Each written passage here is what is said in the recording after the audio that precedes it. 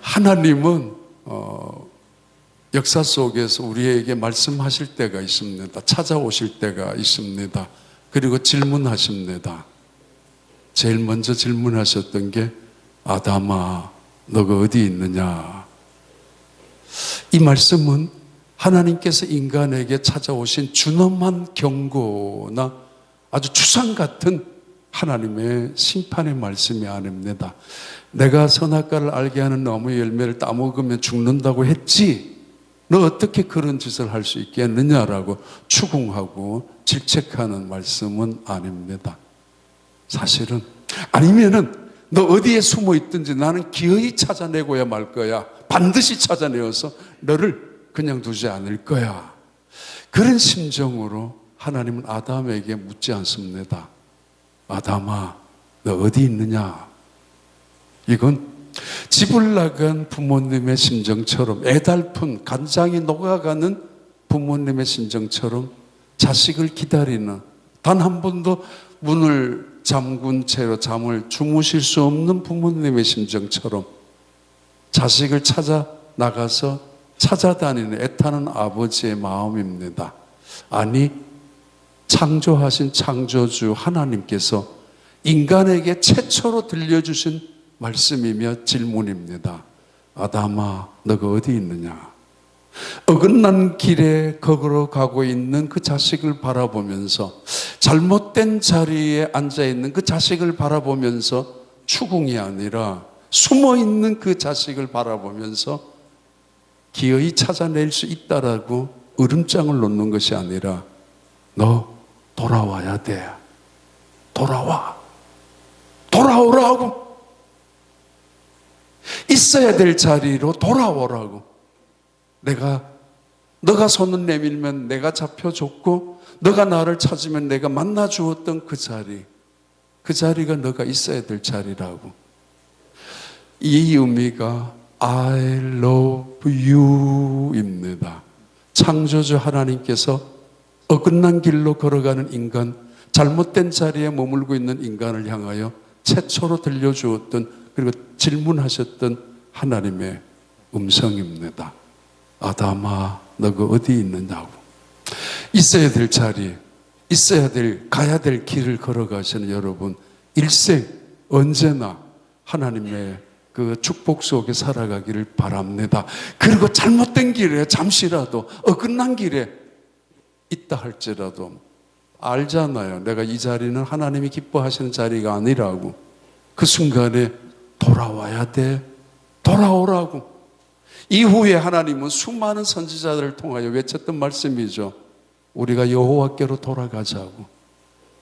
너무 멀리 있으면 돌아가는 길이 힘이 드는 법입니다. 너무 자주 등지면은 돌아가는 거 민망할 때가 있습니다.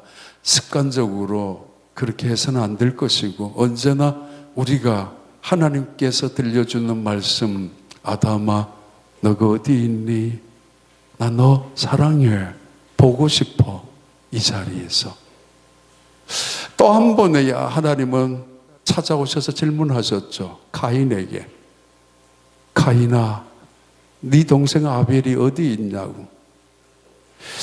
이 잔인한 한 인간, 동생을 죽여버렸던, 살인했던 그 인간을 찾아오셔서 하나님이 들려주신, 그리고 하나님이 찾아오셔서 그에게 질문하시는 두 번째 역사적인 질문이죠. 네 동생 아벨이 어디 있어? 네 혼자 너무 이기적으로 살아서는 안 된다는 거 알지? 너 욕심 부리고 탐욕 부리고 살지 마. 한 번쯤은 이웃을 생각해야 돼.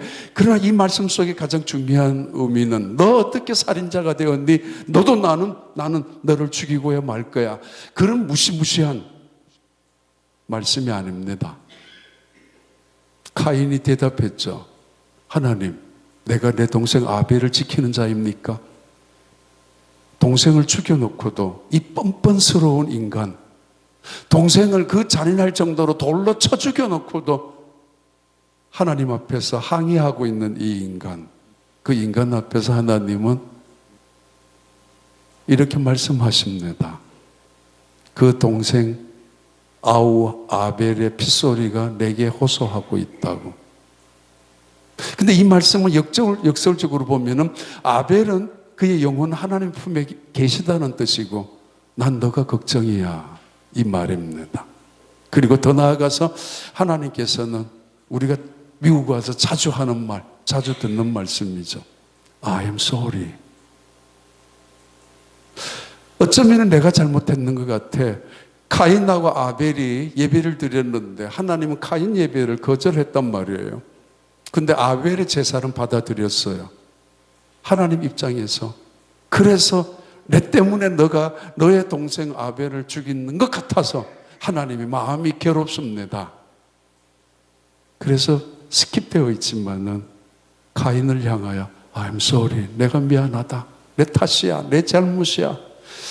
원래 하나님은 그 자리에서 이 카인을 죽여야 합니다. 그러나 하나님은 대신 내가 죽어야 되겠다고 생각하셨죠. 그리고 오랜 시간을 거치면서 하나님은 자기 아들을 죽이셨죠. 카인을 죽이기 전에. 그리고는 심지어 아담에게 옷을 입혀주셨던 하나님의 사랑인 것처럼 카인에게 이마에 표시를 해주어서 누구도 그를 죽이지 말라라고 하나님 그렇게 하셨습니다. 아무도 그를 죽이지 말라고. 내가 잘못했다. 그게 우리가 믿는 하나님이십니다. I'm sorry. I'm sorry. 하나님이 카인에게. 세 번째 질문이 나오죠. 남편 아브라함에게 그리고 그 주인이었던 사라에게 쫓겨났던 하갈과 이스마엘이 광야에 쫓겨나서 통곡하고 외로움에 치를 떨고 있을 때 아니 마실 물이 없어서 자기 아들 이스마엘이 목이 타서 죽어가고 있는 순간에 하나님이 그에게 나타나셔서 역사적인 세 번째 질문을 하십니다. 하갈아, 너 어디서 왔어? 그리고 너 어디로 가니? 몰라서 질문하는 건 아닙니다. 그리고 이 질문에 이 하갈이 대답할 수 있다라고 질문하신 것도 아닙니다. 이 세상에 그리스 그 강장에서 아고라 강장에서 수천 년 동안 인생은 어디서 왔으며 어디로 가느냐라고 수많은 철학자들이 던지고 있는 질문은 여전히 허공의 메아리처럼 떠돌고 있을 뿐입니다. 누가 대답해요? 우리가 어디서 왔다고? 누가 대답해요? 우리가 어디로 가고 있다고? 아무도 대답할 수 없습니다. 과학자들이 검증하고 또 과학자들이 연구한다고 해결될 문제예요. 하나님은 하갈에게 대답을 요구하지 않습니다. 울고 있는 하갈, 서럽게 나는 피해자라고 억울해하고 있는 이 하갈에게, 자기 아들이 마실 물이 없어서 죽어가고 있는 이 고통 속에 있는 하갈에게 하나님이 말씀합니다. 너 괜찮아. You are okay. 그 뜻이에요. 너 두려워하지 마. 염려하지 마. 내가 너를 지켜줄 거야. 앞으로 내가 너와 함께 할 것이야. 어디로 가든지 내가 너를 이끌 것이고 어디에 있든지 내가 너와 함께 할 것이고 언제든지 내가 너를 지키는 자가 되어서 너와 함께 할 것이라고. 많이 듣잖아요.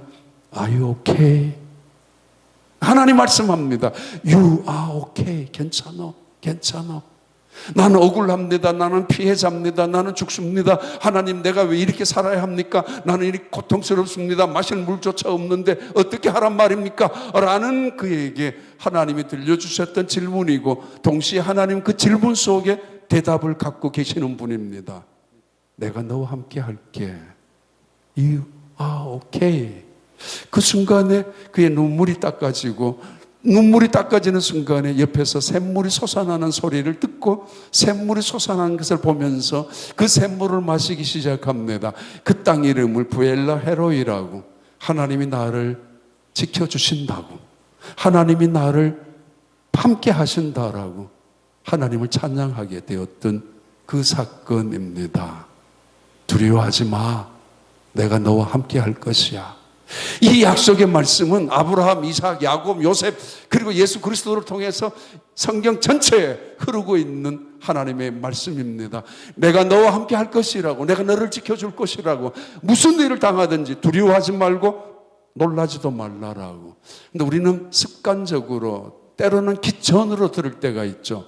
그 말씀 말고 기적 같은 거, 그런 언약 말고 눈에 보이지 않는 그런 말씀 말고 눈에 보이는 손에 잡히는 확실한 거.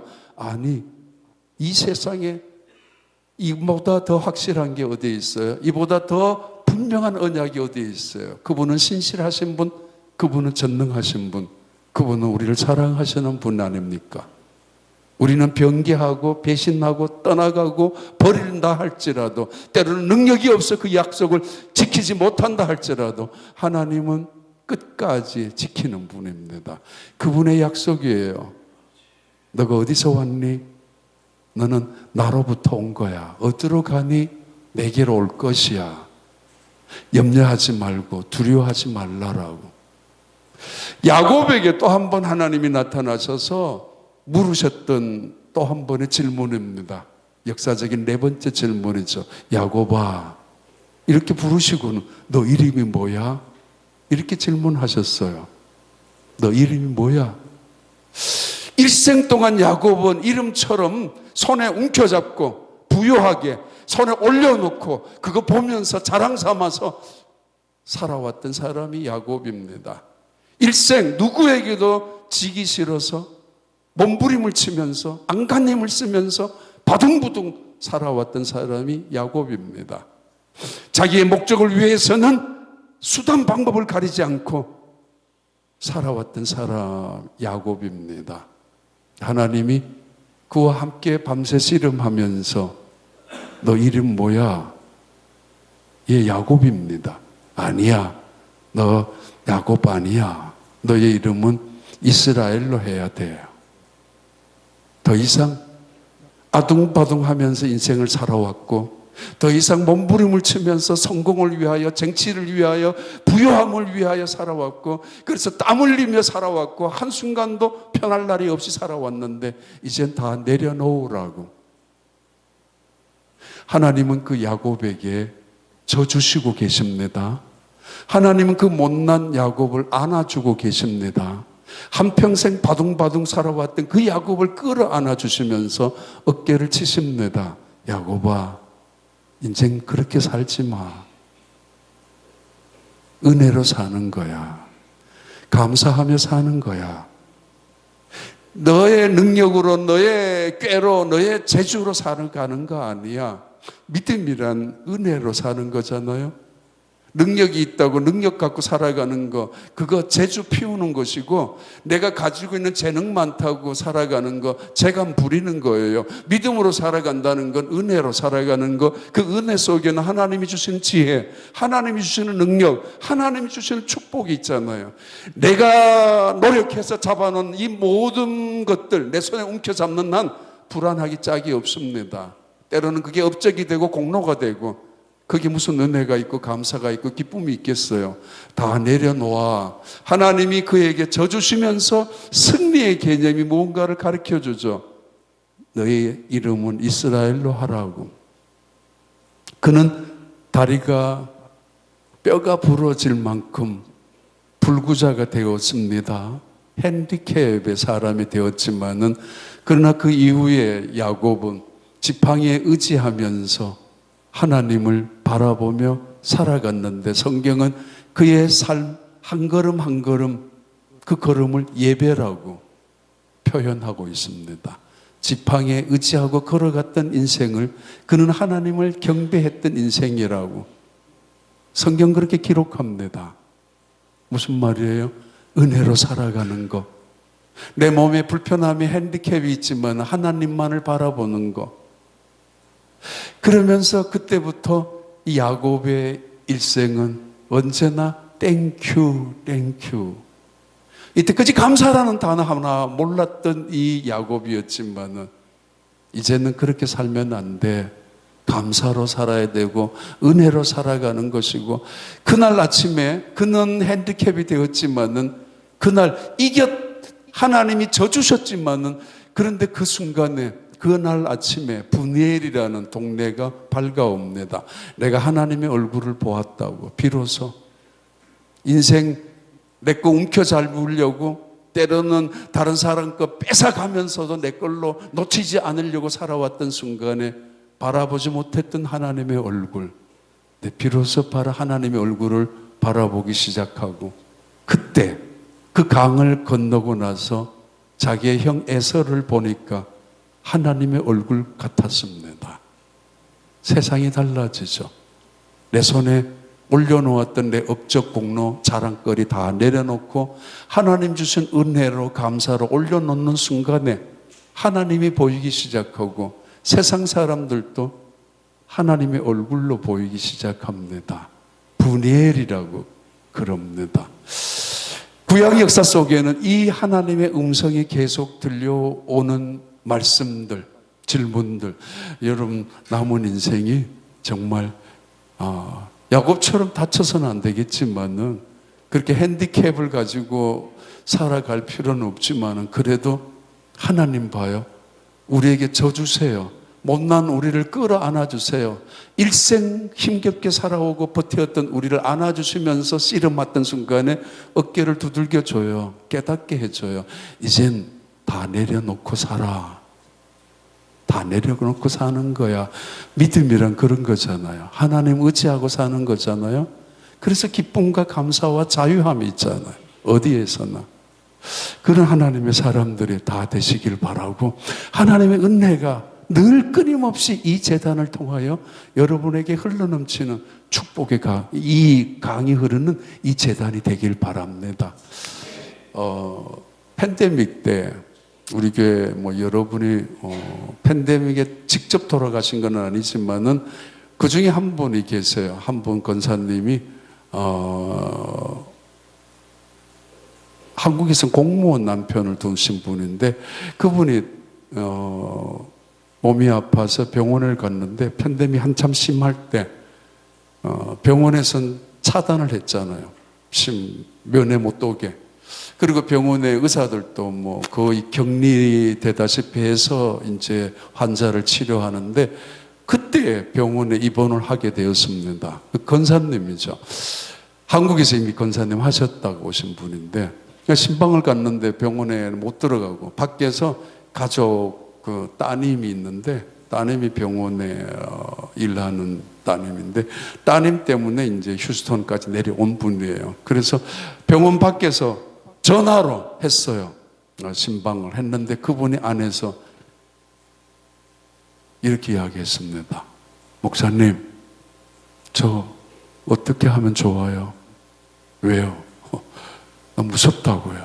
두렵다고요. 왜요? 죽음이라는 게 너무 두려워져요.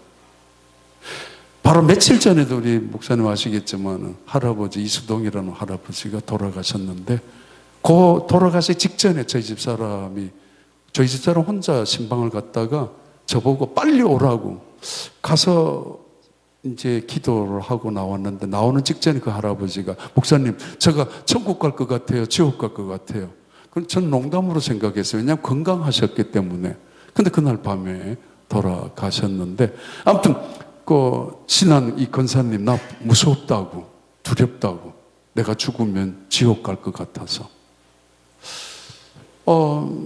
처음에 저도 당황했죠. 모태신앙으로 어렸을 때부터 신앙생활했고, 그분 이야기를 한두 번 들었는데, 남편이 공무원 생활을 했기 때문에 교회에서도 남편에게 누가 되지 않기 위해서 늘 깨끗하게 또 언제나 올곧게 신앙생활하고, 그런데 아마가 아니고 한국에서나 미국에서나 막 열심으로 봉사한 적은 없을 만큼 그냥 자기 신앙을 지켰던 분입니다. 그런데 막상 죽음이라는 거 앞에 있으니까 두렵죠. 내가 어떻게 될까. 첫째 날은 그렇게 지나가고, 두 번, 세 번 신방 가면서 가족들과 함께 갔었습니다. 밖에서 찬송 부르고, 그러면서 요한복음 1장부터 6장까지 우선 읽고, 혼자 계시니까 다른 거는 안 되더라도 성경책은 옆에 놔두도 된다고 그랬어요. 성경책 읽으라고 그랬던 적이 있습니다. 그리고는 한 달 정도 지난 다음 마지막에 권사님 돌아가실 때 가족들 앞에서도 그랬습니다. 결국 돌아가셨어요. 사실은 팬데믹 코비드가 아니었으면 얼마든지 더 오래 사실 수도 있었고, 치료 제대로 했는데 돌아가셨는데, 돌아가시는 순간에 가족들에게도 고맙다. 그러면서 천국에서 만나자고. 저한테 진짜 목사님 고맙습니다. 고맙습니다. 요한복음 읽게 해주셔서, 그러면서 요한복음 3장 그 부분에 니고데모의 이야기를 또 한 번 제가 이야기했으니까 읽으라고. 그러면서 그 본문을 통해서 자기가 거듭나지 못했던 자신의 모습을, 또는 거듭났었는데도 불구하고 그걸 확인하지 못했던 자기 자신을 발견하고 마지막 순간에 성령 안에서 회복되기 시작했었던 그분의 이야기입니다. 오늘의 주제입니다. 여러분 거듭났습니까?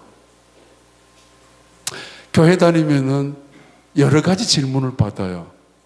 아니면 교회 다른 사람들에게 전도하잖아요. 교회 가자고. 그럼 교회만 가면 되는 줄 알았어요. 교회만 가면 다 되는 줄 알았는데 얼마 시간이 지나면은 당신 예수 영접했느냐고, 예수 믿느냐고. 이게 뭐야? 그럼 다시 또 예수 믿으라고 그러니까 예수 믿고 하나님의 아들로 예수가 그리스도라는 것을 고백하고 영접하게 됩니다. 그러면 끝난 줄 알았는데 얼마 지나고 나면 또 질문을 받아요. 당신 구원 받았냐고.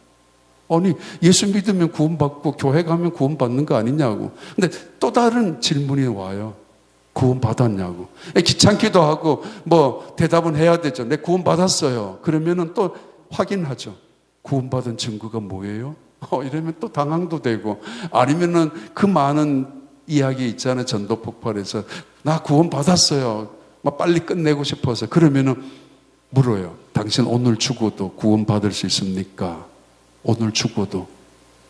그러면 굉장히 불쾌하기도 하고 당황스럽죠. 만약에 내가 오늘 죽는다면 구원받을 수 있을까? 천국에 갈 수 있을까? 바로 며칠 전에 있었던 그 집사님, 내가 천국 갈지 지옥 갈지 목사님 아느냐고. 그러면서 아주 호탕하신 분이고 그런 분인데 그분도 두려웠던가 봐요. 그분 아들은 유명한 하버드 의대 나왔던 휴스턴에서도 그런 자랑 삼아 사셨던 분인데요. 마지막에 그렇게 말씀하시고 그날 밤에 돌아가셨는데요. 다시 묻습니다. 교회 다닙니까? 예수 영접하셨습니까? 구원받았습니까? 네 번째 질문이 또 와요. 당신은 거듭났습니까? 이건 무슨 말이에요? 근데 이것은 우리가 질문을 받아야 할 때 반드시 대답해야 될 질문이거든요. 왜냐하면 역사 속에서 하나님이 우리에게 찾아오셔서 질문하셨던 말씀과 더불어서 이 세상에 오셨던 예수님께서 우리에게 단언하셨던, 매우 중요하게 선언하셨던 진리의 말씀이거든요. 너 거듭났니? 이 말씀 말이에요. 뒤집어 보면 예수님 우리에게 질문하는 질문이거든요. 거듭났느냐고. 1974년에 찰스 콜슨이라는 그 유명한 분 다 알 겁니다. 닉슨 대통령의 특별 보좌관으로 그 백악관 그 대통령 집무실 바로 옆에서 뭐 대단한 권력을 행했던 사람이 찰스 콜슨이고, 뭐 대통령 재선을 위해서라면 자기 와이프를 팔아서라도 할 만큼 그렇게 잔인할 정도로 집요한 권력욕이 많는, 아니 심지어는 별명이 대통령을 짓밟아서라도 자기가 권력을 붙잡으려고 하는 야심가가 찰스 콜슨이라는 분이었잖아요. 그분이 닉슨 대통령 그 워터게이트 사건 때문에 감옥에 갔을 때 그의 친구들, 상원 의원 친구들 3명이서 책 하나를 그 사람에게 줬습니다. C.S. 루이스의 순전한 기독교라는 책을 감옥에 가서 읽으라고. 교도소 7개월 있었는데 읽으라고. 그런데 그 책을 순전한 기독교는 뭐냐, 하나님 어떤 분이냐, 아주 신학적이면서도 특별히 사색적으로, 그리고 아주 지성인들을 위한 C.S. 루이스의 책이 되기도 합니다. 그 책을 읽으면서 어느 정도 감동을 받고 나서 이분이 성경책을 읽었습니다. 성경책을 읽어 나가다가 누군가가 그 이야기했는지 요한복음 읽으라고. 요한복음 읽어 나가다가 3장을 본문을 만나게 됩니다. 그리고 그 본문 속에서 니고데모 같은 자기 자신을 발견하게 되고, 그리고 그 속에서 비로소 예수님을 만나게 되죠. 그 예수님 앞에서 무릎을 꿇게 되죠. 그러면서 그분이 1974년 가을에 7개월 만에 그 교도소에서 나오면서 책을 썼는데, 그 책 제목이 Born Again이라는 책입니다. 부제는 백악관에서 교도소까지이지만 책 전체의 제목은 Born Again이라는 것입니다. 1974년 이후부터 미국 전체, 그리고 전 세계 많은 사람들에게 회자되기 시작했죠. Born Again 크리스찬이라고. 바로 그때 다시 대통령 후보로, 여기 조지아주의 지미 카터 대통령 후보로 나왔을 때 그분도 이야기했지 않습니까? 나는 Born Again 한 크리스찬이라고. 그러면서 온 교회들도 Born Again이 도대체 어떤 말인가 다시 생각하게 되었고, 모든 그리스도인들이 나는 거듭난 그리스도인인가, 그것을 확인하기 시작했습니다. 대단히 중요한 도전이었고, 어쩌면 잠자고 있는 온 교회를 향하여 어웨이크닝한, 흔들어 깨우는, 때로는 터닝 포인트가 되는 하나님의 어떤 만져주심을 통해서 이루어지는 사건의 순간이었습니다. 다시 말합니다. 여러분 거듭났습니까? 왜 중요합니까? 왜 필요합니까? 왜 이 질문에 대답해야 합니까? 우리에게는 구원의 문제가 있고 죽음의 문제가 놓여져 있기 때문입니다. 두 분 다 아실 텐데, 우리 여자 장로님 한 분이 계셨어요. 그 장로님도 팬데믹 때문에 몸을 다쳤다가 팬데믹 때문에 병원에는 못 가고 집에 계셨는데, 집에 약 6개월 동안이나 집에서 계셨어요. 병원에 가시면 될 텐데 안 가시고, 근데 집에 계시는 동안에 팬데믹 때문에 한국에 있는 딸 가족, 그리고 시카고에 있는 아들 가족, 휴스턴에 있는 아들 가족, 세 가족이 모조리 그 장로님 댁에 모여가지고 하루에 한 번씩 어머니를 위해서 찬양하고, 어머니는 그렇게 해달라고, 그 장로님인데 그렇게 해달라고. 그래서 가족들이 모여가지고 계속 찬송하고, 그리고 기도하고. 가족들이 굉장히 고마워했죠. 오히려 재택근무를 하기 때문에 이런 경우가, 학교도 못 갔기 때문에 아이들까지 다 모여가지고 그 집에서 6개월이나 어머니, 할머니가 돌아가실 때 6개월이나 예배를 드리면서 일주일에 2번 정도는 가서 같이 예배를 드렸습니다. 늘 그 장로님 참 훌륭하신 분이에요. 여러 가지 의미에서. 그 장로님이 늘 자녀들을 보면서 이런 말씀을 하셨어요. 2가지 이야기를 하셨는데, 말을 마지막에 힘이 들어서 못 하셨지만은 예수 잘 믿으라고. 예수 잘 믿어야 돼. 예수 잘 믿어야 돼. 그 마지가 딸이었는데 마음이 아픈, 자식들 키우면 결혼하면 다 될 줄 알았지만 그것도 아니잖아요. 결혼하고 나면 또 가슴 아픈 일이 생기고, 자식들 다 멀리 흩어져 있으면 교회 잘 다니면 될 텐데 교회 잘 다니지도 못할 때도 2세들을 또 그런 경우가 많잖아요. 그러니까 마음이 아프니까 예수 잘 믿으라고. 그리고 저한테 쟤들 예수 잘 믿는지 꼭 확인 좀 해달라고. 그러면서 또 하나 이야기한 것이, 교회 봉사 열심히 꼭 하되, 이건 진짜로 그랬으니까 너희들이 섬기는 목사님한테 잘하라고, 담임 목사님한테. 왜냐하면은 그게 신앙생활에 덕이 되고 내가 은혜 받는 길이고 그것이 축복받는 길이고 교회가 하나 되는 길이 거기에 있잖아요. 방금도 이야기했지만 저거 36년, 37년 되어 가는 것도 저거 잘라서 있는 거 아닙니다.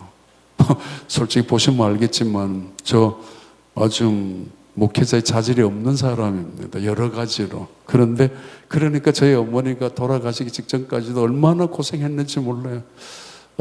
저놈의 자식이 목사가 됐는데 저거 성격 나올까봐 또 다 아니까, 저를 너무 잘 아니까. 그래서 우리 어머니는 돌아가셨다가 다시 살아나셔서 8년을 더 사셨습니다. 진짜 돌아가셨는데 병원에서도. 근데 다시 살아나셨는데 우리 가족들이 다 그랬어요.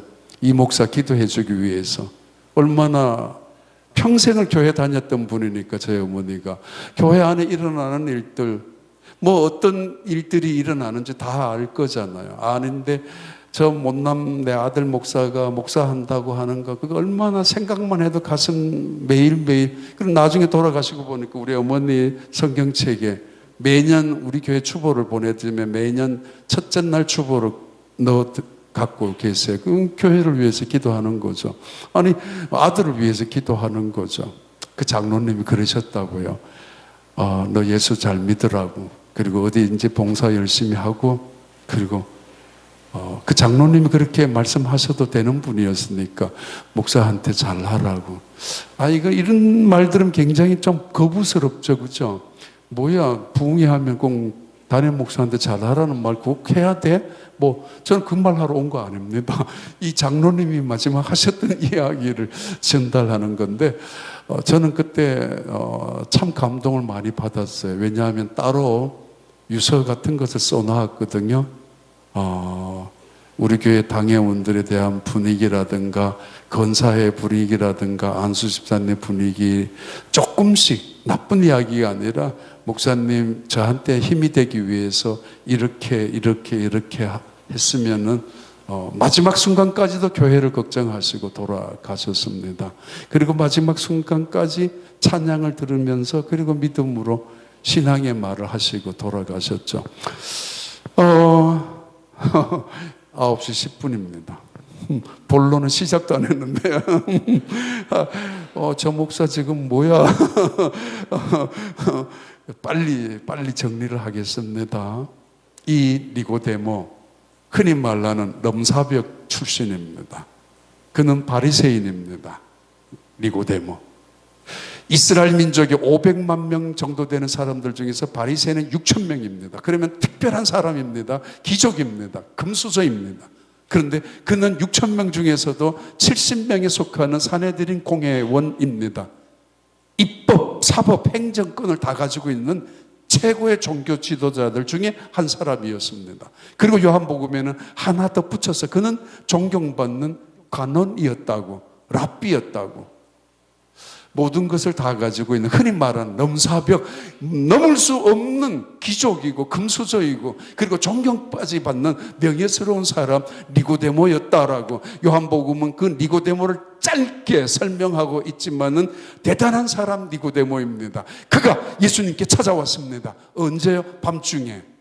요한복음은 그 니고데모의 처한 상황과 그리고 우리에게 던져주시는 메시지를 때로는 한 단어로, 때로는 알레고리컬적으로, 또는 타이팔로지컬적으로 한 단어를 통해서 우리에게 힌트를 주시고 있습니다.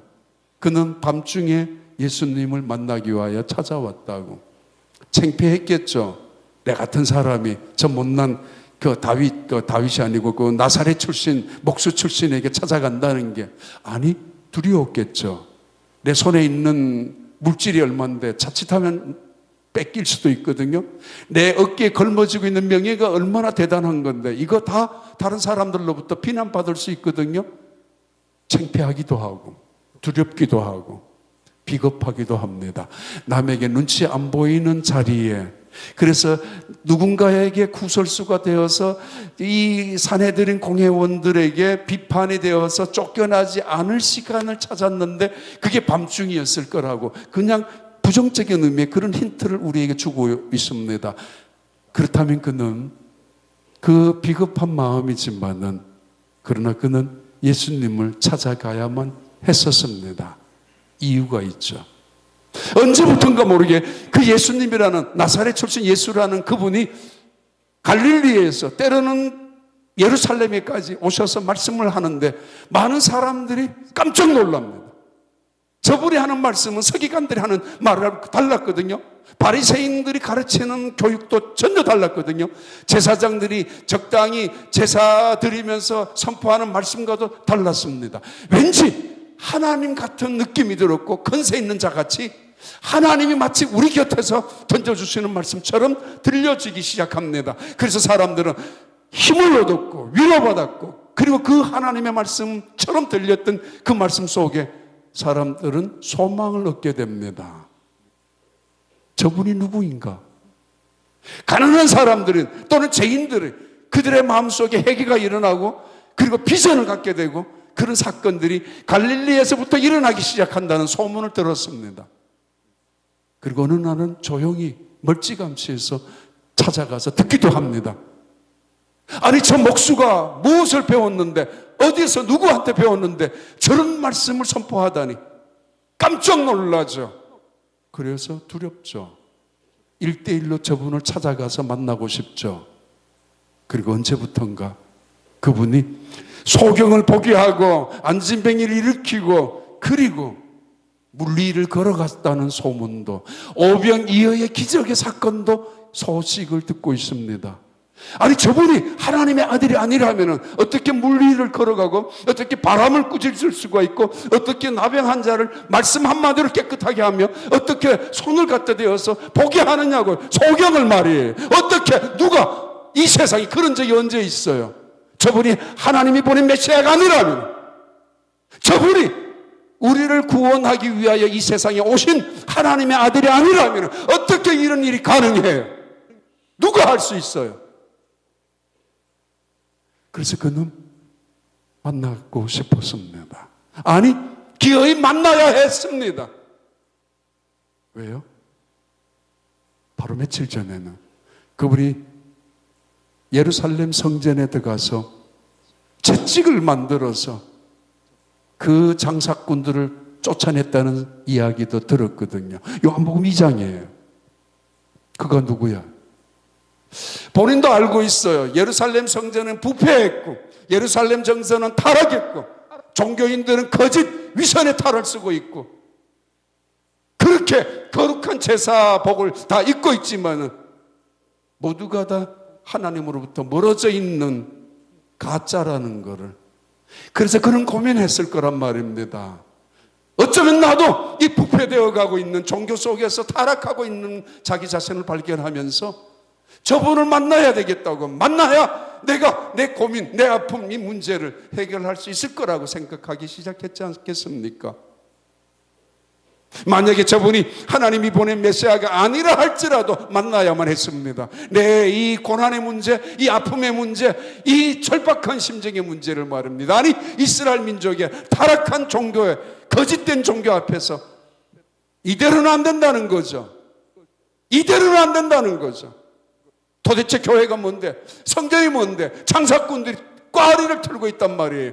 거기에 제사장들은 그들과 결탁해서 이권을 쫓아가고 이익을 쫓아가며 살아가고 있는 그 시대, 진리를 쫓아가는 것이 아니라 이익을 쫓아 살아가고 이권의 혈안이 되어 살아가고 있는 그 시대 속에 니고데모는 가슴이 아프죠. 생각합니다. 내가 죽으면 구원받을 수 있을까? 난 과연 죽으면 하나님의 나라에 갈 수 있단 말인가? 괴롭습니다. 그래서 요한은 그가 밤중이라는 단어로 그의 혼란한 상태, 그의 영적인 갈등의 상태를 또 다른 면에서 우리에게 힌트를 주고 있기도 합니다. 혼란스럽죠. 갈등스럽죠. 그러나 그는 예수님을 만나야만 했습니다. 그래서 예수님께 찾아온 그날 밤에 이루어진 예수님과 이 니고데모의 만남입니다. 역사적인 만남입니다. 구약과 신약의 만남이고 신과 인간의 만남이며 의인과 죄인의 만남이며 이거는 기독교, 유대교와 기독교의 새로운 역사의 만남의 출발점이 여기에 있습니다. 율법을 통해서 구원받을 거라고 생각했었거든요. 613가지나 되는 율법 제대로 지키면 그들을 바리새인이라고 불렀잖아요. 그런데 왠지 이 니고데모는 그것이 아니라고 느껴지기 시작했다는 것입니다. 때로는 봉사 열심히 하고 섬기고 헌신하고 헌금하면은 그러면 해결될 줄 알았지만은 여전히 해결할 수 없는 문제들이 남아 있단 말입니다. 그때 예수님 나타나셨잖아요. 회개하라, 천국이 가까웠다고. 그리고 제사장들을 향하여 내 아버지 집을 도둑의 굴로 만들었다라고 무섭게 그들을 향하여 책망하셨지 않습니까? 니고데모도 어느 정도 공감하고 있었다는 거죠. 그리고 그들은 모이면은, 산헤드린 공회원들은 모이면은 예수님을 그냥 둬서는 안 되겠다는 이야기를 하기 시작한 분위기도 알고 있습니다. 그리고 그를 죽이려고 여러 가지 정보도 첩보도 받고 있고 어떻게 하면 덫을 씌워서 그를 죽일까 의논하고 있는 그 모임에 자기도 있었습니다. 그러기에 그는 더더욱 예수님을 만나고 싶었습니다. 만나야만 했습니다. 그런 갈망, 그런 절박함, 그런 절실함, 죽음 앞에서 가질 수 있는 절실함 해결해야 합니다. 이 땅에 살아가면서. 내가 알기에 당신은 하나님이 보낸 사람이 아니라면은 이런 일을 할 수 없습니다. 이런 기적이나 이런 말씀이나 이런 능력을 하나님이 보낸 위대한 선지자가 아니라면은 이런 일을 어떻게 할 수 있겠습니까? 예수님은 그 인사치레라 하는 이야기에 별로 관심 없습니다. 다짜고짜 예수님 말씀합니다. 너 거듭나야지. 지금 니고데모는 5R이라고 하는데 right place, 아주 가장 적합한 장소에 찾아왔고 right person, 가장 중요한 사람에게, 가장 적당한 사람에게 찾아왔고, 그리고 right time, 정확한 시간에 오셨습니다. 그리고 right attitude, 가장 적합한 태도를 가지고 있습니다. 가장 겸손하게 진리를 구하는 자처럼, 진리 앞에 무릎을 꿇는 자처럼 일생 존경만 받은 사람이에요. 누가? 니고데모는. 다른 사람을 존경하지 못하는 사람입니다. 그것이 익숙한 사람이에요. 다른 사람을 향하여 선생님 이렇게 불러보지 못한 사람이에요. 자기가 그렇게 대접을 받는 사람이니까. 그런 사람이 니고데모였는데 그가 나사렛 출신, 목수 출신, 이름도 없는, 선생님이 누군지 배운 적도 없는 그 예수님에게 겸손한, 최고의 겸손한 태도를 취하고 있지 않습니까? 그리고는 right question, 가장 중요한 질문을 던집니다. 그럼 내가 어떻게 하면 하나님의 나라를 볼 수 있습니까? 그의 고민이었거든요. 절박한 질문이었거든요. 내가 죽으면 천국에 갈 수 있을까라는 거, 그냥 적당히 농담처럼 해서는 안 되는 질문이잖아요. 예수님께 묻습니다. 내가 어떻게 해야 하나님의 나라를 볼 수 있습니까? 다시 말합니다. 예수님은 모든 걸 멈춥니다. 그리고 던집니다. 너 거듭나라고. 거듭나지 않으면 안 된다고. 예수님 보시기에 중요한 대답, 그리고 질문이기도 합니다. 다시 묻습니다. 여러분은 거듭나셨습니까? 거듭난 사람들은 예배가 다르고 섬김이 다르고 말이 다르고 살아가는 태도가 다르고 그리고 그분의 삶의 형태, 목표가 달라지게 됩니다. 요한 웨슬레는 이 문제를 이렇게 해석합니다. 우리가 거듭난다는 이야기는 리모델링이 아니고 리뉴베이션도 아니고 우리가 거듭난다는 건 리제너레이션이라고, 재창조이며 다시 태어나는 거, 리크리에이션이라고 말합니다. 적당히 점진적으로 바꾸는 거, 데코레이션 정도로 아니면 화장 정도로, 과장 정도로 하는 것이 아니라 내가 거듭난다는 이야기는 악한 본성이 하나님의 본성으로 바꾸는 것을 말하고 죄인의 본성인 타락한 인간의 본성이 하나님의 구원받은 영성으로 변한다는 것을 요한 웨슬레는 그렇게 해석하고 그렇게 지적합니다. 조지 휘필드라는 그 유명한 설교가는 일생 3,000번 설교를 5,000번 이상 설교했는데 그 중에 3분의 2, 3,000회 설교를 바로 당신은 거듭났습니까? 라는 설교를 했다고 기록이 남아 있습니다. 왜냐하면 조지 휘필드는 아버지가 술집이었고 런던에서 술집 아들로 태어나가지고 정말 그렇게 살았습니다. 근데 어느 날 부흥회 갔다가 은혜를 받았지만은 그것으로는 부족한 것 같아서 다시 그런데 왔다 갔다 그랬죠. 은혜는 받았지만은 세상과 왔다 갔다 하고 때로는 술주정뱅처럼 살다가 어느 날 그분의 신학은 조금은 문제가 있지만은 거듭난다라는 의미 앞에서 그는 자기 자신을 철저히 돌아보면서 이 설교를 끊임없이 해야 되겠다라고, 그래서 그 많은 전도 집회 속에서 3,000번이나 어떤 사람이 물었대죠. 목사님, 왜 그 설교만 하느냐고, 다른 거 준비할 시간이 없느냐고, 다른 거 할 수 없느냐고. 그러니까 예수님이 우리한테 말씀하셨기 때문에 너 거듭났느냐고. 왜 거듭나야 합니까? 아니 어떻게 거듭나야 합니까? 물과 성령으로 거듭나라고. 정말 이 니고데모는 대단히 영적으로는 어두웠던 사람임에 틀림없습니다. 무안하죠. 당황스럽죠. 아니 모욕적이죠. 아니 이제 보니까 이 양반 별거 아니야 라는 생각이 들 정도로 모욕을 당합니다. 내 나이가 지금 언젠데 어떻게 다시 모태에 들어갈 수 있어서 다시 태어난단 말이냐라고. 근데 예수님이 이야기하죠. 아니라고. 우리가 거듭난다는 이야기는 물과 성령으로 거듭난다는 것을 말을 한다고. 이때 거듭난다는 단어를 아노텐이라고 씁니다. 아노텐. 다시 태어난다. 또 한 번 태어난다. 아니면은 위에서 태어난다. 그런 의미입니다. 육으로 태어나는 거 하나, 그러나 영으로 태어나는 거 하나, 이 두 번째 태어나는 이것을 거듭남의 정의로 봅니다. 위로부터 내려오는 것, 성령을 통해서 내 의지와는 때로는 관계없이 하나님의 은혜로 거듭나는 것, 이 사건을 구원의 사건이라고 하고 이것을 거듭남이라고 부르게 됩니다. 리제너레이션 또는 born again이라는 말은 육적으로 태어난 인간이 영적으로 다시 태어나는 것, 땅에서부터 태어난 인간이 하늘로부터 다시 태어나는 것, 그 의미를 말하는 것입니다. 찰스 콜슨이 born again이라는 책을 지은 이유가 있습니다. 그는 교도소 안에서도 예수 믿는 사람을 많이 만났습니다. 그는 요한복음 3장을 읽으면서 예수를 만났고 그 앞에서 무릎을 꿇고 거듭남의 의미가 무엇인가를 연구하기 시작을 했는데, 그리고 자기도 거듭남을 체험했는데 다른 크리스찬들이 있는 사람들 보면서 저 사람들은 정말 거듭나지 않은 것 같다라고.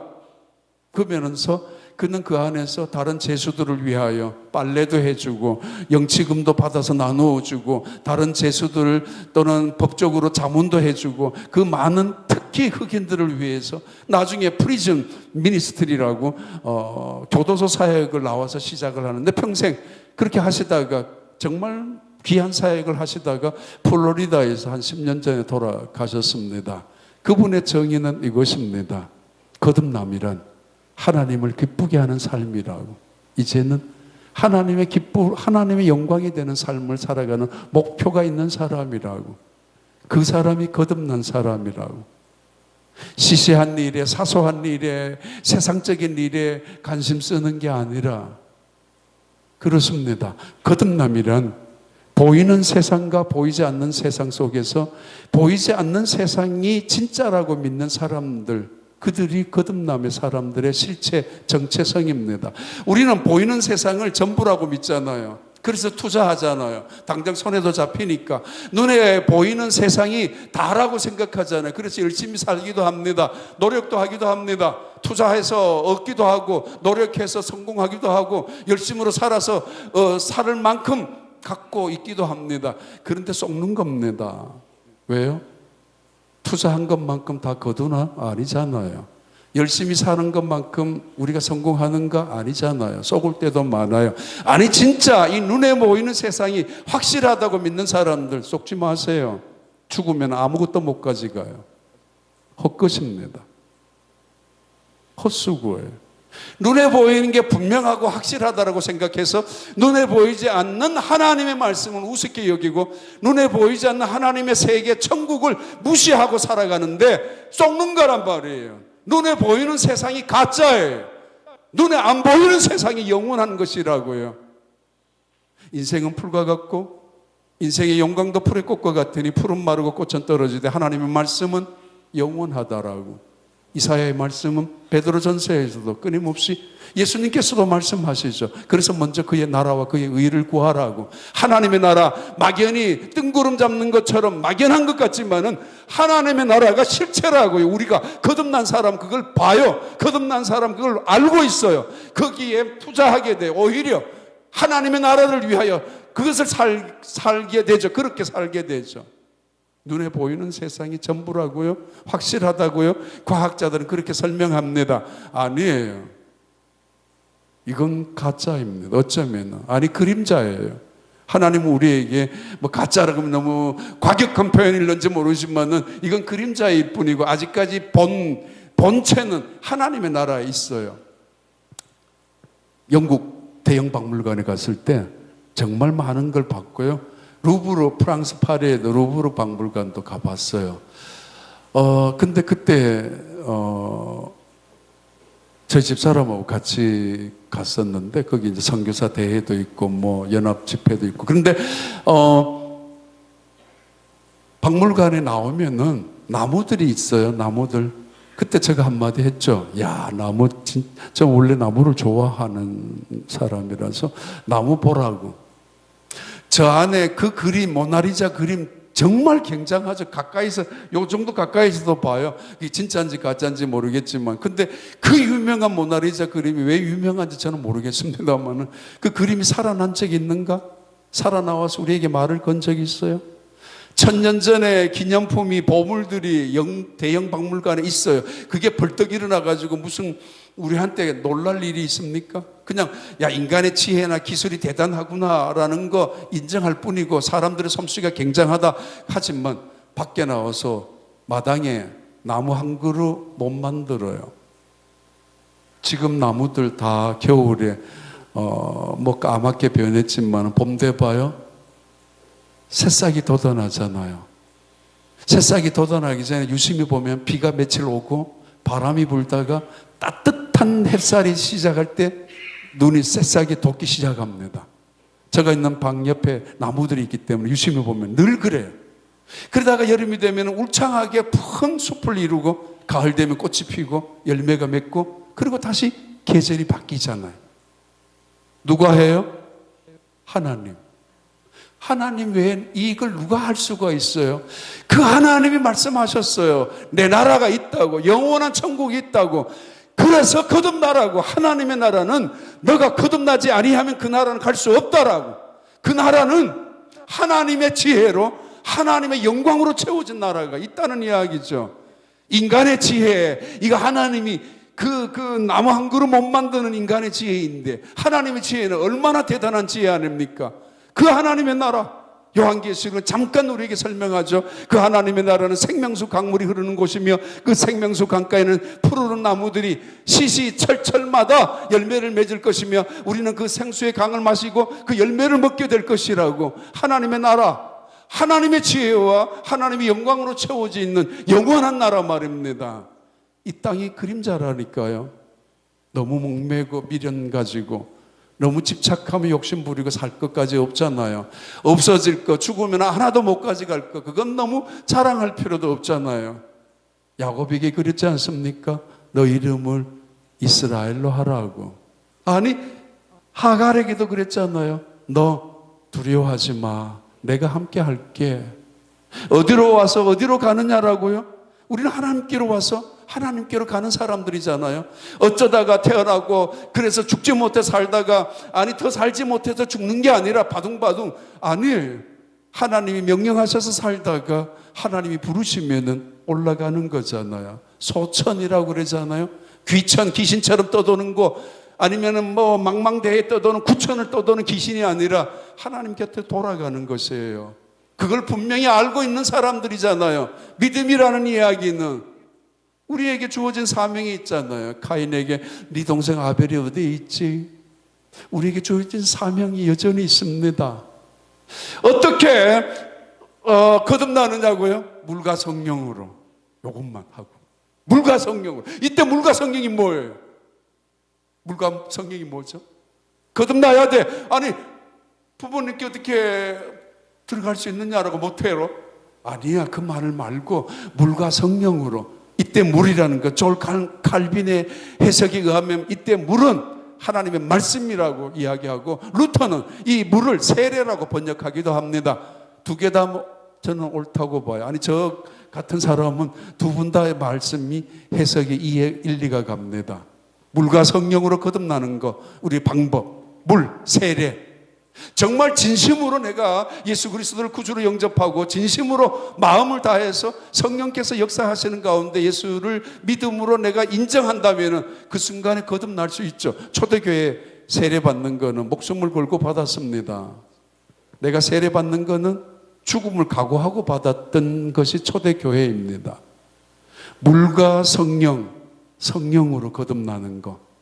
하나님의 말씀 아니면 성령으로 또는 성령과 성령으로, 세례와 성령으로 거듭나는 방법을 가르쳐 주었는데, 이 말씀의 가장 중요한 핵심은 거듭나는 것은 너의 의지가 아니야, 너 노력도 아니야, 너의 의로움이나 잘남도 아니야. 그건 공로죠. 자기 간증일 뿐이죠. 은혜가 아니죠. 구원은 하나님께로부터 오는 것입니다. 내가 물과 때로는 하나님의 말씀을 통하여 베드로 전서에 나오죠. 너희들이 거듭난 것은 썩어질 씨로 된 것이 아니라 하나님의 살아있는 말씀으로 된 것이니, 이 하나님의 영원한 말씀으로 우리가 세례를 받은 것이고 또 그 말씀을 통해서 우리가 거듭나는 건데, 그 위에 하나님의 영, 성령을 통해서 거듭나는 것이라고 말씀하고 있습니다. 이 말씀의 의미는 하나님의 은혜로 거듭난다는 거죠. 에베소서 2장에 나오잖아. 너희가 그 은혜를 인하여 믿음으로 말미암아 구원을 얻었으니 이것이 너희에게서 난 것이 아니요 하나님께로부터 온 것이니 이는 너희들이 하나님 앞에 자랑하지 못하게 할 것이기 때문에. 그래요. 거듭났습니까? 쉽습니다. 대답 주저할 필요 없습니다. 요한 1서 5장에서는 우리가 거듭난 것은 예수 그리스도를 구주로 믿고 예수 그리스도를 영접함으로 우리가 거듭난 것 아니냐? 그러므로 거듭난 사람이라면, 예수 그리스도 때문에 하나님 안에서 거듭난 사람이라면 이 세상을 이길 수 있는 모든 지혜와 모든 능력이 거기에 있지 않느냐? 요한 1서 5장에서 끊임없이 1장부터 계속해서 하는 말씀입니다. 거듭남, 예수 그리스도 안에서 거듭남, 성령과 세례, 성령과 말씀, 하나님의 은혜로 거듭나는 것, 그렇습니다.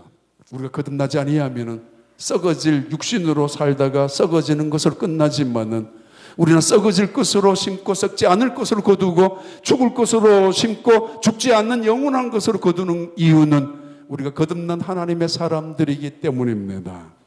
예수님이 묻습니다. 너 거듭났니? 거듭나야 돼.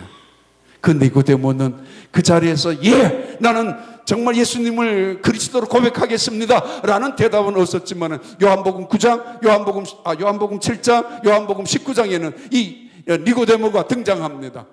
많은 사람들이 모여 있을 때 산헤드린 공회원들이 전부 모여서 이야기합니다. 저 예수님 살려두면 안 되겠다고, 죽이자고. 이때 니고데모가 한마디 하죠. 아니라고.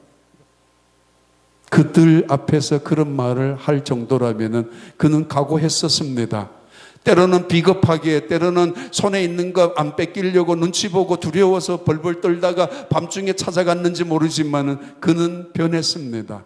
소리 없이 변했습니다. 예수님께서 말씀하셨죠. 성령으로 역사해서 거듭난 사람은 이처럼 바람이 불어서 어디로 불다가 어디로 가는지 알 수 없는 것처럼 자기 자신도 모르는 사이에 거듭날 수 있다라고. 니고데모가 바로 그런 유형으로 거듭난 사람의 모습입니다. 어쩌면 이성적이고 어쩌면 지성적인 사람의 그런 거듭남의 모습이기도 합니다. 그 니고데모, 예수님이 십자가에 처형당했을 때에 아무도 나타나지 않았어요. 아직도 로마 군인들이 서슬 시퍼렇게 살아있었고, 여전히 대제사장 일당들은 눈이 시퍼렇게 살아서 예수님의 제자들을 잡아가지고 죽이려고 하고 있던 그때 니고데모는 나타납니다. 그래서 시신에, 십자가에 달려있는 그 예수님의 시신을 내립니다. 각오했죠. 나 예수님의 제자라고 선언하고 있죠. 죽이려면 죽여보라고 보여주고 있죠. 아무도 그러지 못했는데 제자들조차도 꽁무니를 빼고 숨어 있고 숨을 죽이고 있는 그 순간에 니고데모는 찾아와서 그것도 은 500근이나 그 모략을 가지고 와서 그의 시신을 내려야만 합니다. 장례를 해드려야 되기 때문에. 그래서 몸에 모략을 발라드리고 아리마대 사람 요셉의 무덤을 빌려가지고 장례를 치러준 사람이 니고데모였습니다. 교회에 누가 믿음 있는 사람인지 없는 사람인지 잘 모를 때가 있어요. 헌신 많이 하고 또는 앞에 있는 직분 있는 사람들이 믿음 있는 사람인 줄 알았지만은 맞아요. 그러나 때로는 교회가 어려울 때, 교회가 힘들 때 앞에 나와서 눈물로 기도로 몸부림을 치면서 교회를 위하여 기도하는 사람들이 있습니다. 아무도 안 알아주고 눈치만 보고 있는 순간에 어느 때 우리 목사님 그럴 사람이 아니라고, 우리가 조금 더 기도하자고, 니고데모는 목숨을 걸고 예수님의 시신을 내려서 장례 치른 사람이었습니다. 거듭난 사람이었기 때문입니다. 진정으로 거듭난 사람이었기 때문에 그 니고데모, 하나님의 사람 니고데모, 그것은 역사 속에서 구약과 신약으로 넘어가는 중요한 사람의 시작점이었습니다. 예수님 말씀하십니다. 거듭났느냐고. 예. 어떻게?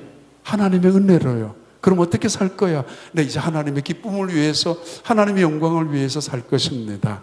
말도 그렇게 할 것이고, 예배도 그렇게 드릴 것이고, 나의 봉사와 헌신도 그렇게 하며 살 것이라고. 나의 인생 이제 주님 지키면서 주님의 이름 영광을 위해 살게 될 것이, 살고 싶다라고, 그런 고백, 그런 결단이 우리 온 교회 성도들에게 있는 하나님을 향하는 축복의 고백이 되길 바랍니다. 하나님 아버지, 귀한 교회입니다. 정말 하나님 앞에 나와서 신실하게 믿음 생활을 하려고 하는 하나님의 사람들입니다. 하나님, 이 모일 때마다 아름다운 예배, 영광스러운 예배가 되게 하시고, 모일 때마다 거듭난 하나님의 사람들로서 썩어질 육신을 위해서 살아가는 것이 아니라 영원한 하나님의 나라, 그곳을 바라보며 살아가는, 그래서 믿음으로 말하고 또 거듭난 사람처럼 살아가며, 그리고 이 땅에서 하나님의 기쁨이 되며 영광을 드리며 살아가는 하나님의 백성들이 되게 축복하여 주시옵소서. 예수님 이름으로 기도하옵나이다.